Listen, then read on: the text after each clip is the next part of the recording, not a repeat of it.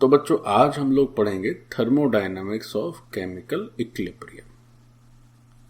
Thermodynamics of chemical equilibrium. देखें क्या है ये, बहुत इंपॉर्टेंट है। ये ऑलमोस्ट कवर हो चुका रहता है थर्मोडायनेमिक्स में, हम लोग पढ़ चुके हैं इस बात को। फिर से थोड़ा सा केमिकल इक्विलिब्रियम के नजरिए से एक बार और देख लेते हैं। देखिए, केमिकल इक्विलिब्रियम का थर्मोडायनेमिक्स पढ़ना है तो थोड़ा सा स्पॉन्टेनियस रिएक्शन और नॉन स्पॉन्टेनियस रिएक्शन पता होना चाहिए क्या होता है। मैं जानता हूं आप सब जानते हैं चूंकि थर्मोडायनेमिक्स पढ़ चुके हैं, फिर भी एक बार और देख लीजिए। So let's look about spontaneous reaction.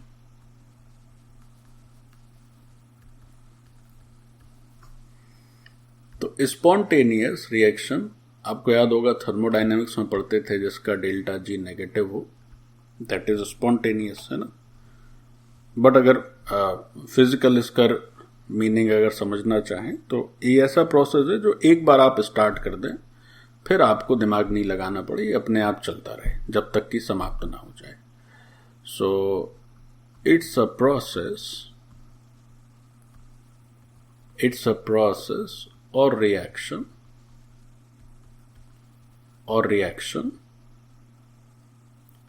which once started, start obviously करना पड़ेगा आपको, which once started,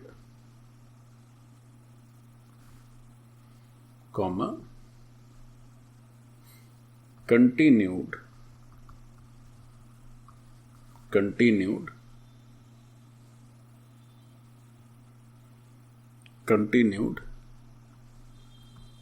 till the end।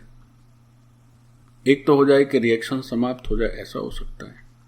एक ऐसा भी हो सकता है कि इक्विलिब्रियम आ जाए, दोनों बातें हो सकती हैं। अगर रिवर्सिबल है तो इक्विलिब्रियम जैसे ही आएगा, फिर रिएक्शन तो कंटिन्यू रहेगी लेकिन उसमें कोई परिवर्तन नहीं होते हैं उसके कंस्टिट्यूएंट्स में। या अगर यूनिडायरेक्शनल है तो समाप्ति हो जाएगी।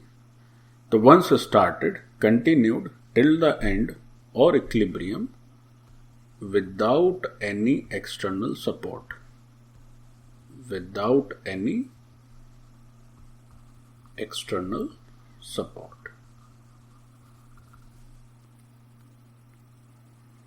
जैसे लोहे में जंग लगना, ये स्पॉन्टेनियस रिएक्शन है। एक बार जंग ने पकड़ लिया, बस फिर आप निश्चिंत रहिए, उसकी बर्बादी होके रहेगी, है ना। ऐसे आदमी में भी जंग लगता है, बच्चों में भी जंग लगता है, बड़ों में भी जंग लगता है। एक बार कोई बुरी आदत ने पकड़ लिया तो जंग लग गई, फिर कुछ नहीं करना है, अपने आप जब तक सब बर्बाद नहीं हो जाएगा तब तक रुकेगा नहीं व्यक्ति। सो इसका एग्जाम्पल हो गया rusting of iron. So this is one of the example. Rusting of iron को अगर हम रिएक्शन के टर्म्स में समझें तो रस्टिंग में क्या होता है कि कोई लोहे का टुकड़ा आप खुला छोड़ दीजिए तो वातावरण में मौजूद जो ऑक्सीजन गैस होती है उससे ये लोहा क्या करता है, या जो आयरन है वो रिएक्ट करके अपना ऑक्साइड बना देता है, विच इज फेरिक ऑक्साइड। तो वो जो लोहे के ऊपर हल्का सा ब्राउन कलर का पपड़ी जैसा देखते हैं, दैट इज द पपड़ी ऑफ फेरिक ऑक्साइड, है ना। इसी को हम लोग बोलते हैं हिंदी में जंग। ये है सॉलिड फेरिक ऑक्साइड का परत जम जाता है over the surface, that is called rusting of iron. और स्पॉन्टेनियस रिएक्शन को थर्मोडायनेमिक्स के नजरिए से देखें तो चेंज इन गिव्स free energy is negative. This also we have done. अब बात करते हैं नॉन स्पॉन्टेनियस रिएक्शन। तो अब ये जो नॉन स्पॉन्टेनियस रिएक्शंस होते हैं ये क्या है? नॉन स्पॉन्टेनियस रिएक्शन ऐसे रिएक्शन होते हैं जिनमें कंटिन्यूअस एक्सटर्नल सपोर्ट की रिक्वायरमेंट होती है। वो एक्सटर्नल सपोर्ट हट जाएगा तो रिएक्शन होना बंद हो जाता है ना। So these are the reactions. और इसमें क्या हो जाता है बच्चों, अगर गिब्स फ्री एनर्जी के टर्म्स में देखें तो the change in Gibbs free energy is positive. ये पॉजिटिव क्यों होता है? We have proved in the class of thermodynamics. उसमें नेगेटिव क्या होता है वो भी हम लोग प्रूफ कर चुके हैं, ठीक है। तो जस्ट मैंने फिगर बता दिया। So these are the reactions, these are the reactions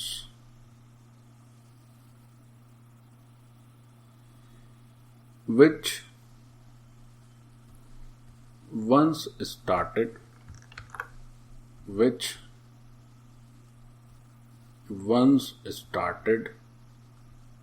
comma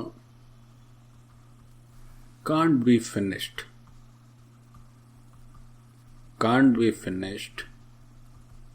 without some external support.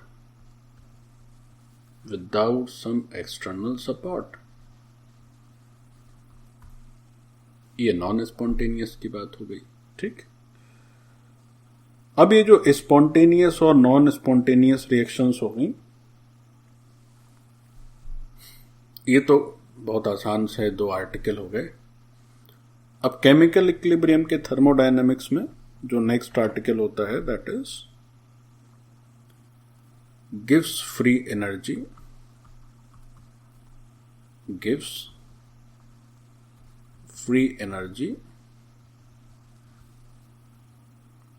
Change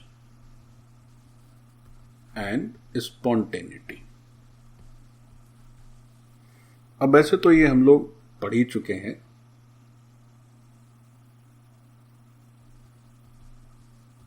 मुझे ऐसा डर लग रहा है कि स्पॉन्टेनिटी की स्पेलिंग थोड़ी गलत है ये, तो तुम लोग देख लेना बुक के हिसाब से जो सही हो। तो गिव्स फ्री एनर्जी चेंज और स्पॉन्टेनिटी में क्या संबंध है वी नो, बट इसको भी आज हम एक थोड़ी इसमें एक और नई बात ऐड करेंगे इक्विलिब्रियम के रिस्पेक्ट में, इसलिए इसको दोबारा पढ़ रहे हैं। वैसे हम लोग इसको थर्मोडायनेमिक्स में कर चुके हैं already.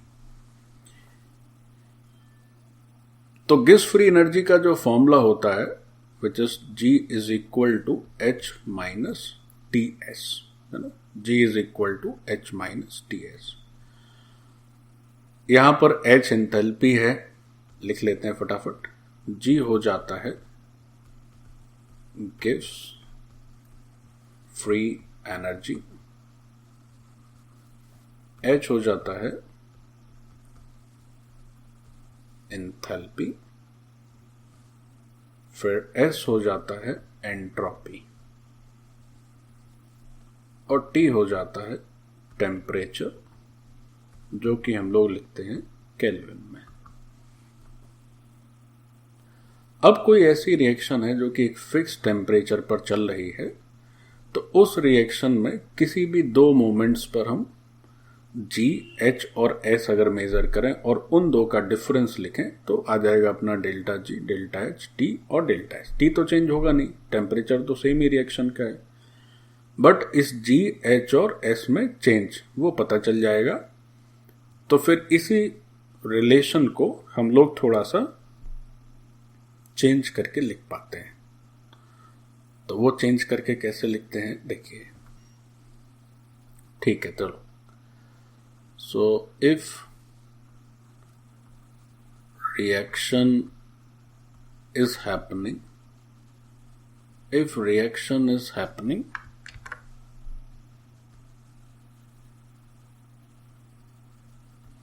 at a constant temperature T and values of G, H, S are calculated, या observed कहना ज्यादा उचित रहेगा, are observed at two different instances, तो उससे हम लोग क्या करेंगे कि हमें डेल्टा जी पता चल जाएगा, डेल्टा एच पता चल जाएगा और डेल्टा एस पता चल जाएगा, है ना। इन तीन डेल्टास को या इन तीन के डिफरेंस को हम लोग कैलकुलेट कर लेंगे।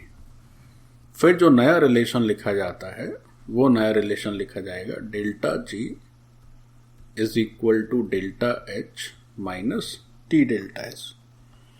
So this result is of great significance in chemical thermodynamics for a given reaction. Delta G is equal to delta H minus T delta S. अब इसका पूरा सिग्निफिकेंस क्या है ज़्यादा उस चक्कर में नहीं पड़ना है, क्योंकि हम लोग केमिकल एनर्जेटिक्स में इसको निपटा चुके हैं। बस इतना जान लेना है कि जो change in Gibbs free energy है वो अगर जीरो हो जाए तो इक्विलिब्रियम स्टेट आ जाता है। देखो एक बात और समझो, जैसे अगर हम आपसे पूछें, चलो पहले तो अच्छा ये तीन स्टेटमेंट लिख लेते हैं कि पहला हो जाता है कि अगर डेल्टा जी जीरो है then we call that it is a state of equilibrium, state of equilibrium. दूसरा हो जाता है if this delta G is negative then reaction is spontaneous, reaction is spontaneous. And the third is if this delta G is positive then the reaction is non-spontaneous. कैसे होता है अगर आपको ज़्यादा डिटेल में समझना है तो you can look back at the thermodynamics lectures जहाँ पर ये सब बातें डिटेल में डिस्कस हुई हैं। अच्छा एक बात और समझिए, तो जैसे इक्विलिब्रियम आ गया तो फिर जी में कोई चेंज नहीं हो रहा है, यानी डेल्टा जी जीरो हो रहा है, कोई फर्क नहीं पड़ रहा है। तो इक्विलिब्रियम में हम ये समझते हैं कि जैसे ए से बी अगर बन रहा है तो ए और बी के कंस्टिट्यूएंट मतलब इनका जो कंसंट्रेशन है फिक्स हो जाता है, नहीं बदलता है। जितना ए बनता है उतना खर्च भी हो जाता है, जितना बी बनता है उतना खर्च भी हो जाता है। तो once this equilibrium is arrived then there will be no energy exchange, whether it is G, whether it is H, or even there will be no change in entropy also. Delta S will also be zero. क्योंकि reaction में कोई फर्क ही नहीं पड़ रहा है। वो तो चूंकि ये डायनामिक है इसलिए ऐसा होता ही है कि रिएक्शन चल रही है, लेकिन जितने मोल्स खर्च हो रहे हैं उतने वापस से बन भी जा रहे हैं। तो ना ही किसी तरह के रैंडमनेस में कम ज़्यादा होता है, ना ही कोई एनर्जी एक्सचेंज होता है, तो तीनों ही डेल्टा ज़ीरो होते हैं। तो वैसे हम लोग तो यही पढ़ते हैं कि delta G is zero, but delta H is also zero, delta S is also zero. तो इस बात को भी हमें याद रखना चाहिए कि एट द स्टेट या in the state of equilibrium, in the state of equilibrium,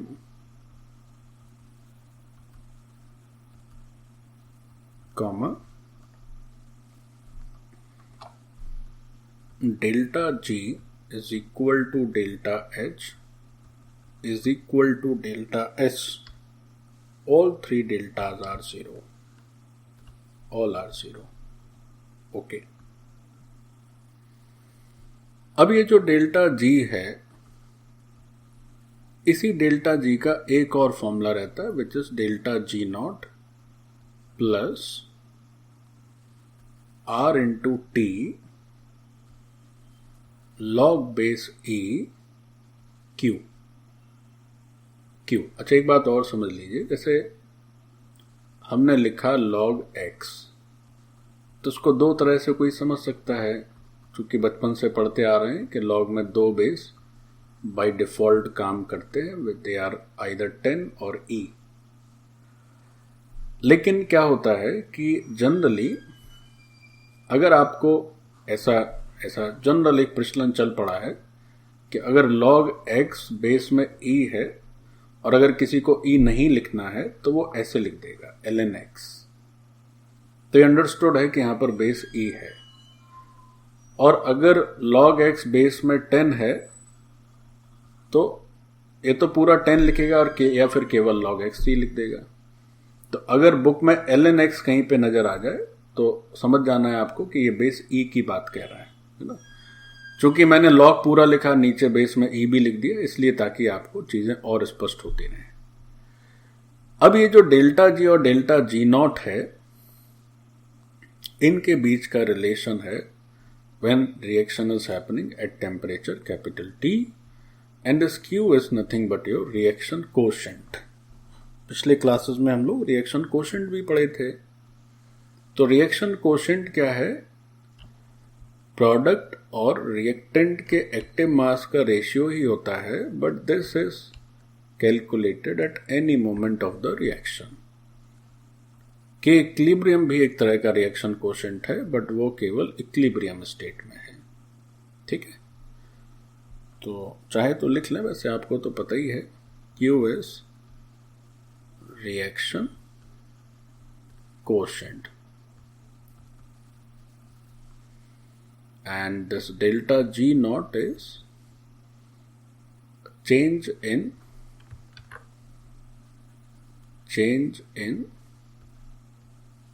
standard gives free energy। this delta G naught is change in standard gives free energy। अब इस रिएक्शन को, इसमें अब हम जो बात समझने वाले हैं वो थोड़ी आज नई समझेंगे। बाकी तो ये सब बातें पुरानी थी, हम लोग थर्मोडायनेमिक्स में ही पढ़ते थे। देखें क्या नया समझने वाले हैं। अगर हम इक्विलिब्रियम स्टेट को देखें, इन इक्विलिब्रियम स्टेट, तो अभी हमने देखा कि भाई ये जो डेल्टा जी होता है वो तो 0 होता है।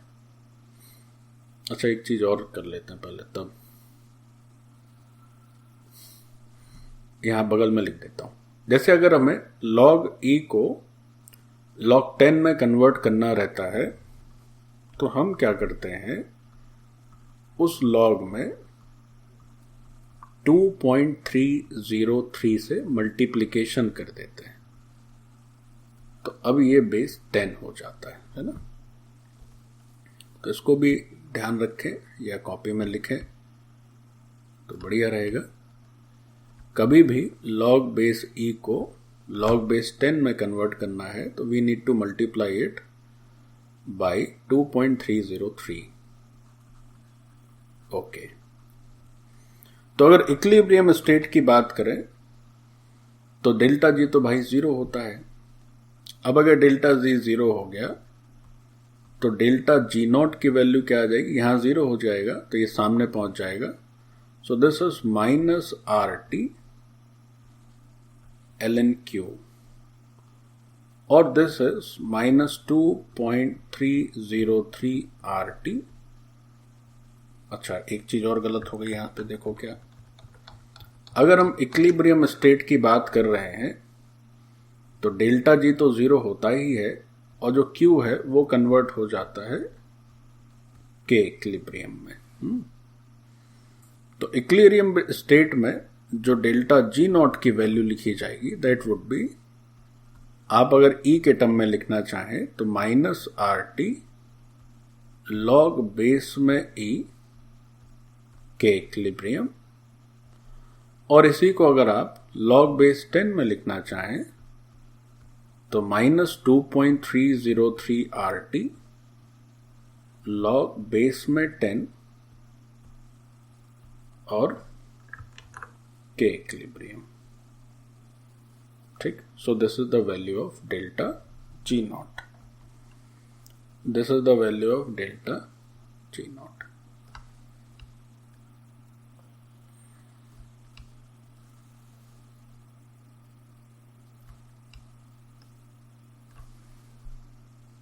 ये डेल्टा जी नॉट की वैल्यू है जब इक्विलिब्रियम आ चुका है।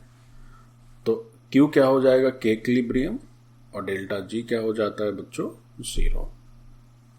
अब इस रिलेशन से हम एक चीज नई सीख सकते हैं। कैसे? देखो, ये जो डेल्टा जी नॉट है वो भी तो एक तरह का डेल्टा जी ही है ना, बट ये नॉर्मल चेंज है और ये सम स्टैंडर्ड कंडीशंस पे चेंज है। तो अगर ऐसे देखें कि भाई अगर एक स्पॉन्टेनियस रिएक्शन है तो उसके लिए फिर ये डेल्टा जी नॉट भी कैसा आना चाहिए, नेगेटिव आना चाहिए, क्योंकि भले ही कोई भी जी नॉट हो, है तो डेल्टा गैस फ्री एनर्जी का चेंज ही। अब वो चेंज कुछ स्टैंडर्ड टेम्परेचर प्रेशर की कंडीशन है उस पर कराया जाए तो उसी डेल्टा जी को डेल्टा जी नॉट बोल देते हैं, but it is still change in gas free energy. तो for spontaneous reaction this must also be negative and for non-spontaneous this must also be positive। तो हम ये नेगेटिव पॉजिटिव इस relation से proof कर देंगे, है ना। ये भी आपकी एनसीईआरटी बुक में क्लियरली दिया हुआ है कैसे प्रूफ करना है। उसी बात को मैं आपको समझाने का प्रयास कर रहा हूं। तो एक बात और भी लिखनी चाहिए हमें कि फॉर a spontaneous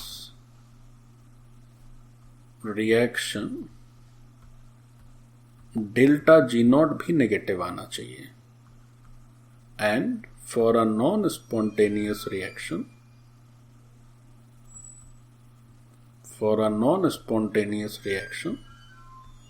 अपना डेल्टा जी नॉट पॉजिटिव आना चाहिए। ये बात हम लोग केमिकल एनर्जेटिक्स में स्किप कर दिए थे, नहीं पढ़े थे, इसको आज पढ़ लेते हैं। So let's prove it. कैसे पॉजिटिव नेगेटिव आता है, देखो बहुत आसान है। देखो कैसे आता है। अब स्पॉन्टेनियस रिएक्शन को अगर इक्विलिब्रियम के पर्सपेक्टिव में समझें तो क्या मतलब होगा। स्पॉन्टेनियस का मतलब होगा कि जो रिएक्शन अच्छे से हो, तेजी से हो, जिसको दूसरों की जरूरत नहीं पड़ रही, यानी कि खुद भी बहुत तेजी से हो सकती है। और नॉन स्पॉन्टेनियस रिएक्शन जो अपने आप होने को तैयार ही नहीं है। तो इस बात को इक्विलिब्रियम से कैसे समझें, देखो कैसे समझें। पहले इक्विलिब्रियम से इसको समझ लेते हैं, फिर इसको हम प्रूव भी कर देंगे। देखो के इक्विलिब्रियम की बात करें तो के इक्विलिब्रियम लिखते हैं हम लोग एक्टिव मास ऑफ प्रोडक्ट, और डिनोमिनेटर में लिखते हैं एक्टिव मास ऑफ रिएक्टेंट। ऐसे ही तो लिखते हैं एक्टिव मास ऑफ प्रोडक्ट और नीचे लिखते हैं एक्टिव मास ऑफ रिएक्टेंट।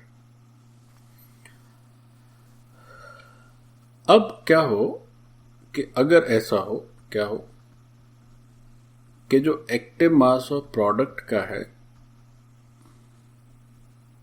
वो ज्यादा हो जाए रिएक्टेंट से। कब? इक्विलिब्रियम पर। ये जो भी एक्टिव मास लिखे जाते हैं कहां पर लिखे जाते हैं, इक्विलिब्रियम पर। तो अगर प्रोडक्ट का एक्टिव मास रिएक्टेंट के एक्टिव मास से ज्यादा पड़ जाए तो इसका मतलब क्या है, फिजिकली इसका मतलब क्या है। फिजिकली इसका मतलब ये है कि रिएक्शन स्टार्ट हुई, प्रोडक्ट बनना स्टार्ट हुआ। अब रिएक्शन जल्दी से फॉरवर्ड डायरेक्शन में चलती गई और एक पोजीशन जब इक्विलिब्रियम की आई तब तक काफी प्रोडक्ट बन चुका था, थोड़ा सा रिएक्टेंट रह गया। तो प्रोडक्ट की अधिक मात्रा बन गई, रिएक्टेंट कम रह गया, मतलब रिएक्शन अच्छी हो गई, रिएक्शन स्पॉन्टेनियस हो गई। अगर प्रोडक्ट सुलभता से बन रहा है, सरलता से बन रहा है, आसानी से बन रहा है, मतलब रिएक्शन स्पॉन्टेनियस है। तो इफ प्रोडक्ट का active mass is greater then reactant का एक्टिव मास एट इक्विलिब्रियम, और इन टर्म्स ऑफ के इक्विलिब्रियम यू कैन से दिस इज ग्रेटर देन 1, तो हम लोग कहेंगे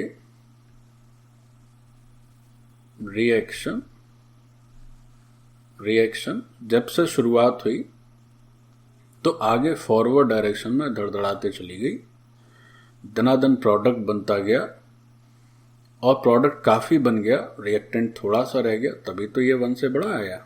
और जितना ज्यादा 1 से बड़ा आएगा उतना ही हम कहेंगे कि रिएक्शन की स्पॉन्टेनिटी हाई है ना। तो के equilibrium is greater than 1, reaction is very good in forward direction, or you can say reaction is spontaneous in forward direction। मतलब इक्विलिब्रियम तक पहुंचते पहुंचते वो परिस्थिति आ गई जब रिएक्टेंट थोड़ा सा रह गया, यानी अच्छे से हो गई रिएक्शन, है ना। अच्छा, दूसरी बात क्या हुई, अब क्या हो जाए कि अगर इक्विलिब्रियम पर ऐसा दिखे आपको कि जो प्रोडक्ट है उसका एक्टिव मास रिएक्टेंट के एक्टिव मास से कम ही आ पाया, ये बात कहां देखी, ये बात देखी आपने इक्विलिब्रियम पर। तो प्रोडक्ट का एक्टिव मास रिएक्टेंट के एक्टिव मास से कम आया, न्यूमरेटर छोटा हो गया, तो ये के इक्विलिब्रियम कैसा हो जाएगा बच्चों, 1 से छोटा हो जाएगा। तो इसका यही तो मतलब निकला कि भाई प्रोडक्ट कम बना, रिएक्टेंट वैसे का वैसा पड़ा हुआ है, थोड़ा सा रिएक्टेंट खर्च हुआ। तो रिएक्शन शुरू ही की थी कि क्या हुआ, इक्विलिब्रियम पहुंच गए। अब इक्विलिब्रियम तक पहुंच गए तो रिएक्शन वैसे तो चल रही है, लेकिन दूसरे शब्दों में देखें तो खुली नजर से देखें तो लगेगा कि कुछ हो ही नहीं रहा, बंद हो गई। तो ऐसी रिएक्शन को हम लोग नॉन स्पॉन्टेनियस कह सकते हैं। रिएक्शन तैयार ही नहीं है होने को, डंडा लगाओ तब फिर चलेगी, क्योंकि अब तो उसका तो इक्विलिब्रियम आ गया, अब जा ही नहीं रही आगे, है ना। तो ऐसी रिएक्शन क्या हुई कि reaction is not good in forward direction, or you can say the reaction is non-spontaneous in forward direction। ये एक कॉमन सी चीज है, जिसका के इक्विलिब्रियम बहुत कम आए तो समझ जाओ कि वो रिएक्शन किसी काम की नहीं, हो ही नहीं रही है, ना के बराबर हो रही है। अभी आप लोग जब आगे पढ़ेंगे आयनिक इक्विलिब्रियम, तो उसमें एक टर्म आता है एसिड का डिसोसिएशन कांस्टेंट। एसिड पानी में डालने पे जो डिसोसिएट होता है उसका एसिड डिसोसिएशन कांस्टेंट करके एक टर्म होता है। तो वो अगर बहुत कम है किसी का, तो मतलब क्या हुआ कि वो कमजोर एसिड है, उसका डिसोसिएशन ही नहीं हुआ। और वो किसी के लिए ज्यादा है तो मजबूत एसिड है, उसका डिसोसिएशन हो रहा है। वही बात यहां भी है। अब वो जब आएगा तब देखेंगे के इक्विलिब्रियम की वैल्यू जितनी ज्यादा है उतनी रिएक्शन अच्छे से हो रही है, और के इक्विलिब्रियम जितना कम है उतना रिएक्शन कमजोर है सामने की डायरेक्शन में। अच्छा, अब इस फैक्ट को यूज करके वो डेल्टा जी नॉट हम लोग नेगेटिव पॉजिटिव बता सकते हैं। देखो कैसे, तो चाहे तो एक लाइन लिख सकते हैं हम लोग कि या याद रखने में समझदारी रहेगी। So the important article is higher K equilibrium. बस ये तो हम लोग पहले से लिखे हुए हैं, higher K equilibrium means reaction is about to complete, and lower K equilibrium बस जस्ट स्टार्ट हुआ है, नहीं लिखना है, कर चुके हैं पहले से। हाँ, ये जो delta G naught negative positive है, now we can prove this very easily. How? Delta G naught की वैल्यू हमने लिखी -RT ln K equilibrium. ln मतलब बेसिस E,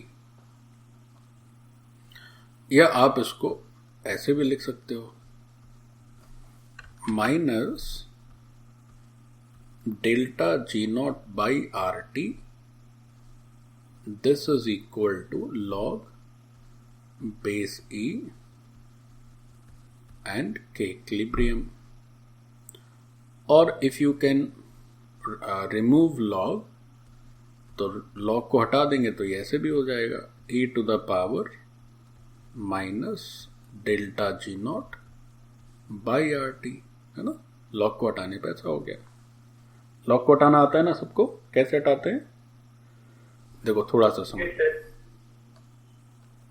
अच्छा ठीक है, एक लाइन बस देख लो। जैसे क्या है कि अगर x to the power y is equal to c है तो y को लॉग के टर्म में लिखना है, बस इतनी बात ध्यान रखना है। उस लॉग का बेस भी वही होगा जो कि इस y का बेस है। तो यहां से यहां भी जाया जा सकता है, यहां से यहां भी जाया जा सकता है, वो यहां पर किया हुआ है। ठीक, अब इसके बाद आपको एक बात और याद रखनी पड़ेगी। क्या? आपको e to the power x का ग्राफ याद रखना पड़ेगा। क्या रखना होगा? e to the power x का ग्राफ। तो जो बच्चे मैथ्स के हैं, जो जेई का एग्जाम देने वाले हैं, उन्हें तो 10 लेक्चर में ग्राफ पढ़ाया जाता है, बट जो हमारे बायो के बच्चे हैं वो याद रख लें। और अभी तो चूंकि मोस्ट ऑफ यू आर 11, तो अभी शायद उतने ग्राफ नहीं पढ़ाए गए होंगे, 12th का हिस्सा है ये। So graph of e to the y equal to e to the power x, इसको याद रख लो। एक्सपोनेंशियल का ग्राफ कैसे बनता है देखो, जल्दी से बनाए देते हैं। तो जब हम y equal to e to the power x का ग्राफ बनाते हैं तो say this is the y axis and this is the x axis, y x, और जो ग्राफ होता है वो ग्राफ ऐसे बनता है। This is the graph of y is equal to e to the power x and this point is 0, 1. This graph never touches this x-axis. This is the origin. अगर आप x को 0 रखेंगे तो y equal to e to the power 0 and it is 1. So this is 0, 1. देखिए अब इस graph से क्या मतलब है। इस ग्राफ को मैंने यहाँ इसलिए बताया क्योंकि इसमें एक बात समझ लीजिए कि अगर e की पावर कुछ पॉजिटिव आ गई तो ये ग्राफ क्या होगा, इस पॉइंट या इसके ऊपर ही रहने वाला है। तो अगर x पॉजिटिव है तो जो e की पावर x है बच्चों, this will be always greater than 1। ये 1 तो 0 पर है, 0 से आगे जाओगे तो ये 1 के ऊपर चला जाएगा। और अगर ये x नेगेटिव है तो ये ग्राफ 1 के नीचे रह जाएगा। तो e to the power x is less than 1। Okay, अब देखिए जरा गौर से। पहली स्थिति, if this delta G naught is negative then this K equilibrium is e to the power, एक तो माइनस था ही पहले, अब अंदर वाली चीज भी कैसी हो गई, नेगेटिव हो गई, क्योंकि r और t तो पॉजिटिव ही रहते हैं। तो नेगेटिव इंटू नेगेटिव हो गया पॉजिटिव, तो e की पावर में कुछ पॉजिटिव आ गया। तो e की पावर में कुछ पॉजिटिव आने से वो जो e की पावर की टोटल वैल्यू रहती है दैट इज ग्रेटर देन 1, है ना।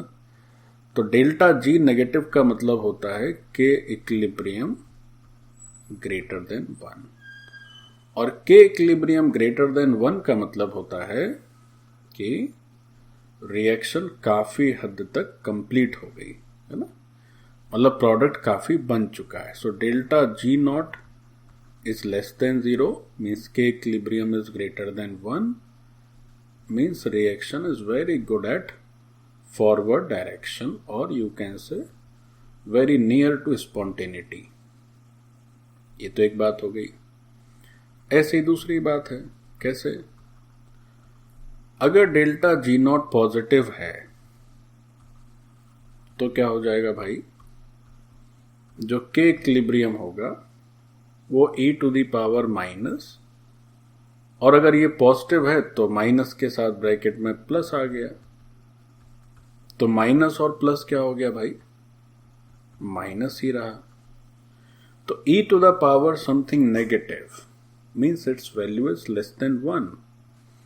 So K equilibrium is e to the power something negative, which means कि if delta G naught is less than 0, So this K equilibrium is e to the power negative.